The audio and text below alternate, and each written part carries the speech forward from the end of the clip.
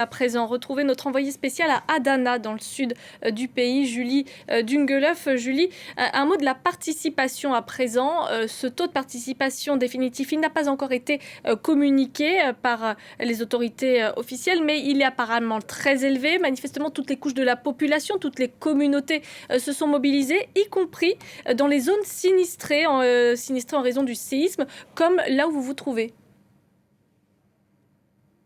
Oui, tout à fait. Le taux de participation provisoire, vous l'avez dit, Marion, serait aux alentours de 88%. Pour vous donner un titre de comparaison, en 2018, il était de 86%. Donc c'est un taux de participation qui est en hausse. Et j'ai regardé ce que donnaient les différentes agences dans la zone où je me trouve, la zone sinistrée, que je sillonne maintenant depuis une semaine. Et le taux de participation est entre 83% et 85%, ce qui est assez énorme étant donné les circonstances. Je vous rappelle que près de 3 millions de personnes sont déplacées dans le pays suite au double séisme du 6 février. Donc ça veut dire que beaucoup de gens qui n'ont pas pu s'enregistrer à leur nouvelle adresse parce qu'il fallait s'enregistrer 3 mois avant, donc il aurait dû s'enregistrer le 14 février, soit une semaine après le séisme, ce que évidemment beaucoup de gens n'ont pas fait. Ce qui veut dire que pour pouvoir voter, eh bien, il fallait qu'ils reviennent dans la zone sinistrée. C'est ce qu'on a pu observer toute la journée à Antakya, ces bus qui revenaient inlassablement dans ces zones sinistrés avec à bord des personnes pour qui il était très important de voter.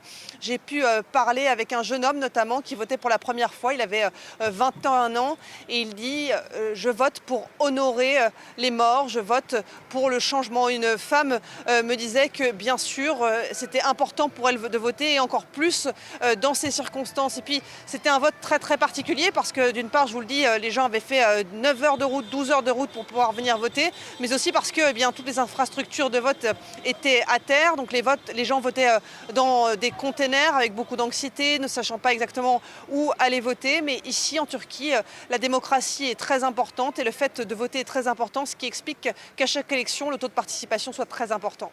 Merci beaucoup Julie, en direct d'Adana, dans le sud de la Turquie.